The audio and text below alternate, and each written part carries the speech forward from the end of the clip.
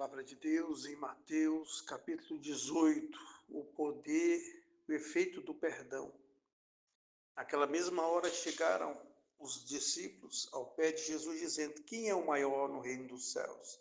Jesus, chamando o menino, e pôs no meio deles e disse: Em verdade vos digo que se não vos converterdes, não vos fizerdes como meninos, de modo algum entrarei no reino dos céus. Portanto, aquele que se tornar humilde como esse menino, esse é o maior no reino dos céus. E qualquer que receber em meu nome um menino, tal como este, a mim me recebe, mas quem escandalizar um destes meninos que crê em mim, melhor lhe fora que ele pendurasse ao pescoço uma mó de azenha e se submergisse na profundeza do mar. Aí do mundo por causa dos escândalos, porque é mister que vem os escândalos, mas ai daquele homem por quem o escândalo vem. Portanto, se a tua mão e o teu pé te escandalizar, corta, atira-o para longe de ti. Melhor te é entrar na vida coxo ou aleijado do que tendo duas mãos ou dois pés serem lançados no fogo eterno. E se o teu olho te escandalizar, arranca para longe de ti. Melhor te é entrar na vida com um só olho do que tendo os dois olhos serem lançados no inferno. Veja, não desprezeis algum destes pequeninos, porque eu vos digo que os seus anjos nos céus sempre veem a face do meu Pai que está no céu. Porque o Filho do Homem veio salvar o que se tinha perdido. Primeira coisa, eles querem saber quem é o maior no reino dos céus. E aí Jesus pega e coloca uma criança e vai dizer quem é o maior, quem se torna igual a uma criança. E veja que criança, ela tem mais ou menos o sentimento de igualdade.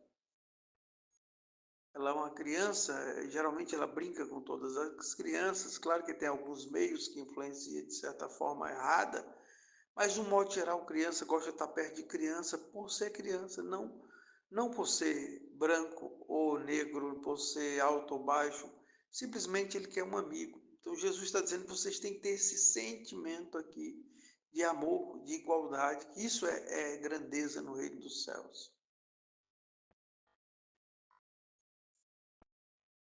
E ele diz que quem recebe uma criança como esta, me recebe. Aqui Jesus está falando da importância das crianças. Eu vejo hoje os evangelismos, as pessoas focadas nos adultos, quando é mais fácil de educar uma criança. As creches não estão sendo evangelizadas, os colégios não estão sendo evangelizados, estão deixando as crianças de lado, esperam às vezes algumas dessas crianças irem para as drogas, para o pecado, para tentar tirar essa pessoa do pecado. Não deve ser assim. A igreja, se ela tivesse investido em crianças, hoje nós teríamos um país diferente, um mundo diferente. E receber uma criança, e aqui Jesus está falando, era como receber Jesus. No verso 6, Jesus vai falar do perigo que é um pecado contra a criança. Um pecado contra uma criança, ele é muitas vezes maior do que um pecado contra o adulto. Porque, vamos dizer, a pedofilia. A pedofilia é algo gravíssimo que fere o coração de Deus. Ele diz, mas qualquer que escandalizar um deste pequenino que crê em mim, melhor lhe fora que se lhe pendurasse ao pescoço uma mó de azeite e submergisse às profundezas do mar. Jesus está dizendo, é melhor você ser um suicida do que alguém que faz uma criança errar. Então, o pedófilo, então os pais que muitas vezes educam mal as crianças com o exemplo, deixam de levar as crianças para a igreja, é o pai que abandona os filhos, a mãe que abandona os filhos. Geralmente essas pessoas têm um futuro difícil,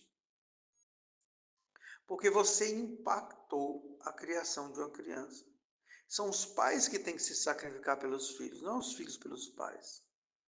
Então, o divórcio, ele afeta uma criança de um jeito muito negativo, a não ser que seja por pedofilia, agressão física que coloca em risco a vida da pessoa, ou uma traição exagerada que a pessoa não quer o perdão e não quer mudar de vida, mas sempre tem que se oferecer o perdão, porque um lar sem pai e mãe para uma criança é a pior coisa que você pode dar para ela. Você pode dar os melhores brinquedos do mundo, a melhor faculdade do mundo, dinheiro, essa pessoa vai se sentir vazia, sozinha, triste, depressiva, com tendência a suicídios e muito mal. E pior ainda, um pedófilo, alguém que abusa de uma criança.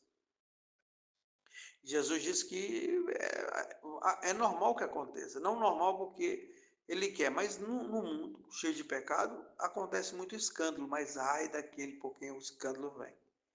Então, a gente vê, às vezes, as pessoas brincando com brasas nas igrejas. É homens assediando mulheres, mulheres assediando homens, jovens saindo da linha e não sabem que quando você passa uma má impressão do reino dos céus para os outros, você causa um escândalo, isso você prejudica pessoas da igreja de fora do mundo, isso lhe traz sérios danos. Tem pessoas hoje com a vida destruída porque ela destruiu a imagem de Cristo, a imagem de igreja na mente de pessoas da igreja, na mente de pessoas do mundo. Tem pessoas do mundo que não vão para a igreja porque foi destruída a imagem da igreja por algumas pessoas que escandalizaram. É adultério, é casos sexuais estranhos, é desonestidade, uma série de coisas. E Jesus vai dizer assim, comparar um pedaço de um corpo, uma parte de um corpo. Se tua mão te faz pecar, é melhor tu arrancar e jogar fora. Nem que seja teu pai, tua mãe, teus irmãos, teus amigos, teu esposo e tua esposa. Você não deve conviver com ninguém que te faz pecar. Pecados, a gente sabe que um casamento, um lar, tem suas diferenças. Se você não tem como viver com pessoas sem ser influenciado de alguma forma. Mas aquela pessoa que te induz diretamente ao pecado não é tua amiga, não é teu amigo. Um amigo que te chama para as drogas, é melhor você perder essa amizade. Nem que seja de infância, nem que seja teu irmão, nem que seja alguém muito próximo a você, você tem que perder. É melhor você ter dor, a dor da perda dessa pessoa, do que você e ela ser lançado no inferno. É mais ou menos esse o teor da mensagem.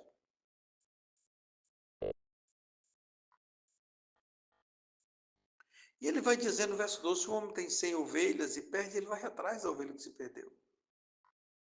E ele diz que tem mais prazer por aquela ovelha que perdeu do que por as que não estavam perdidas.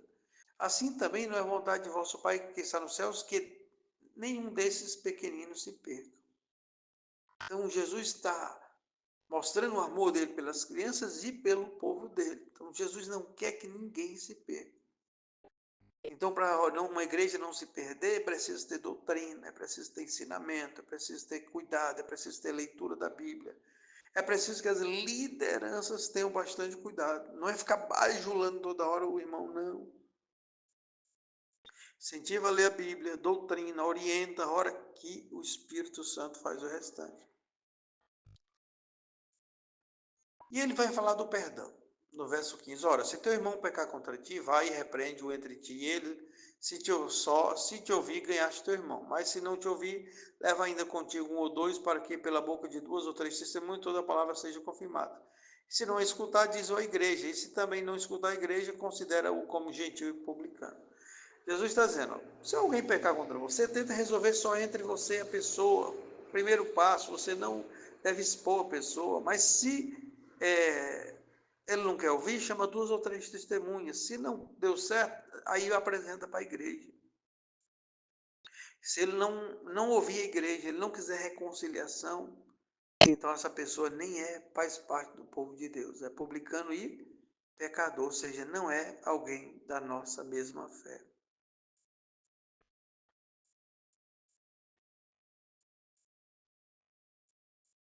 Em verdade te digo que tudo que ligares na terra será ligado no céu, e tudo que desligado na terra será desligado no céu. Verso 18. A igreja, ela tem o poder de representar Cristo, ela tem a autoridade de Cristo na terra. Então, um agrupamento de irmãos representando a igreja, ele tem poder de ligar e desligar muitas coisas. Por isso que casamento só deve ser feito por uma avaliação anterior da vida da pessoa. Como é que você separou? Tem gente que larguei a mulher porque eu não gostava mais dela. Incompatibilidade de gênero. Não pode fazer um casamento de uma pessoa assim. Tem que ver primeiro a anterior à vida dela para ver o que ela fez. Aí vamos dizer que a pessoa que ela separou já casou com outra, já tem filho. Ela tem que ficar um tempo em observação para ver se não é só mais uma aventura. O grande problema é que os casamentos estão sendo ligados e desligados sem ter esse cuidado. Então, é ligado na terra, mas às vezes não é ligado no céu, porque tem algo ali que a igreja que não é aceito pelo Espírito Santo. Então, a igreja ela tem responsabilidade de orar por alguém que se afastou da igreja, para religá-lo à igreja. Essa pessoa estava afastada da igreja, deve em pecado. É preciso que a igreja religue essa pessoa. É preciso reconciliação, é preciso pedir perdão às vezes para a igreja. E às vezes é feito de forma errada. E a pessoa está na igreja, mas desligada da igreja no céu. Então, casamentos, reconciliação, perdão. É muito importante que a igreja participe, porque a igreja tem autoridade. E ele disse: se dois de vós concordarem na terra acerca de qualquer coisa que pedirem, isso lhe será feito por meu Pai que está no céu. Na ausência da igreja, um número menor de pessoas e às vezes até dois. Mas aqui tem um princípio muito grande. Isso é muito bom para oração em concordância. Você está com uma causa bem difícil, ora mais teu esposo. Quando duas pessoas concordam a respeito de alguma coisa, Deus consegue. Ora com teu filho, ora com teu irmão, ora com teu amigo, ora com teu pastor. A oração em concordância ela é poderosíssima.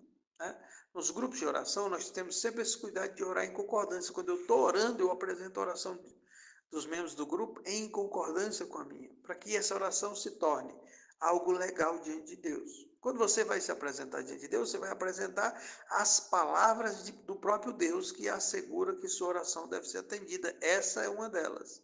Quando você ora em concordância, Deus concede no céu. Ele diz, porque onde estiver dois ou três reunidos no meu nome, aí eu estou no meio deles. Outra garantia.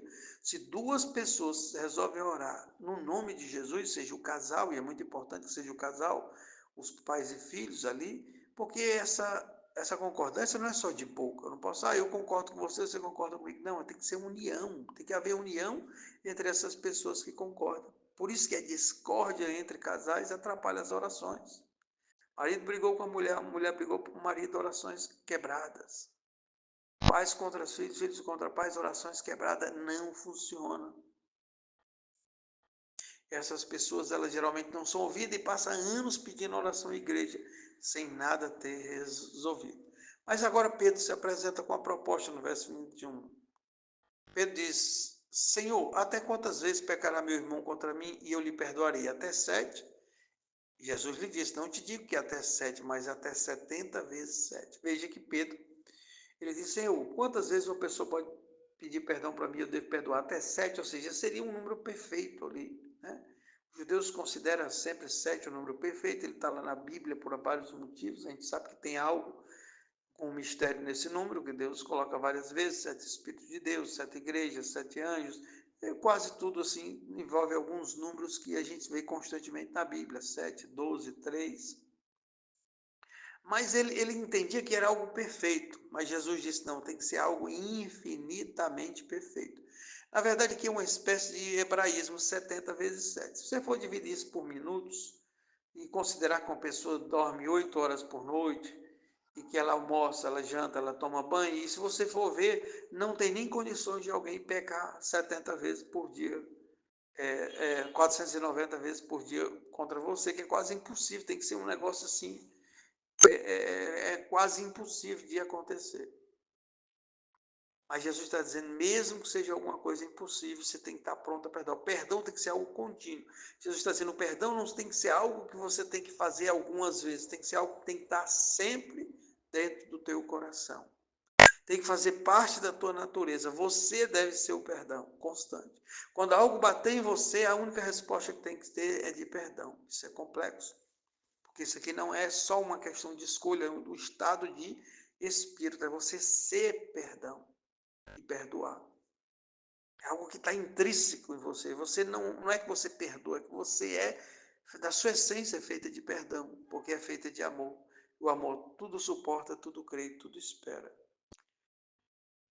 Por isso o reino dos céus pode comparar, Jesus vai dizendo, a um certo rei que quis fazer conta com seus servos. E começando a fazer conta, foi-lhe apresentado um que lhe devia 10.000 talentos. Era muito dinheiro, quase impagável essa dívida. Se eu não me engano, o cálculo é que se a pessoa ganhasse uma diária por dia, ela tinha que trabalhar, acho que 120 anos, sem parar, para poder pagar essa dívida, ou seja, não tinha como pagar. E não tendo ele como pagar, o seu senhor mandou que ele, sua mulher e seus filhos fossem vendidos com tudo quanto tinha para que a dívida se lhe pagasse. Então aquele servo, prostrando-se, reverenciava, dizendo, Senhor, seja generoso para comigo e tudo te pagarei. Então o senhor daquele servo, movido de íntima compaixão, soltou e perdoou-lhe a dívida. Saindo, porém, aquele servo, encontrou um dos seus conservos que lhe devia 100 dinheiros, e lançando mão dele, sufocava-o, dizendo, paga-me o que tu me deves. Então seu companheiro, prostrando-se aos seus pés, rogava-lhe, dizendo: seja generoso para comigo e tudo te pagarei. Ele, porém, não quis, antes foi encerrá-lo na prisão até que pagasse a dívida. Vendo, pois, os seus conservos o que acontecia, contristaram-se muito e foram declarar ao seu senhor o que se passara. Então o seu senhor, chamando-o à sua presença, disse-lhe: servo malvado, perdoe de toda aquela dívida, porque me suplicaste, não deves tu igualmente ter compaixão do teu companheiro, como eu também tive misericórdia de ti. Indignando o Senhor, entregou aos atormentadores até que pagasse tudo que devia. Assim se vos fará também meu Pai Celestial, se de coração não perdoares cada um a seu irmão as suas ofensas. O que Jesus está dizendo? Jesus está dizendo que um homem muito rico tinha emprestado um dinheiro para um homem, e esse homem estava devendo essa dívida impagável. Era tão impagável que ele não teria que trabalhar 120 anos sem parar nenhum dia para poder pagar a dívida. Seria impossível disso acontecer. Ele nem ia viver isso tudo, nem se vivesse tinha condições de trabalhar 120 dias sem parar, porque ele precisava do dinheiro para comer. Então, ou seja, a dívida era impagável. E por que Jesus fala de uma dívida impagável? Porque nosso pecado contra Deus é uma dívida impagável.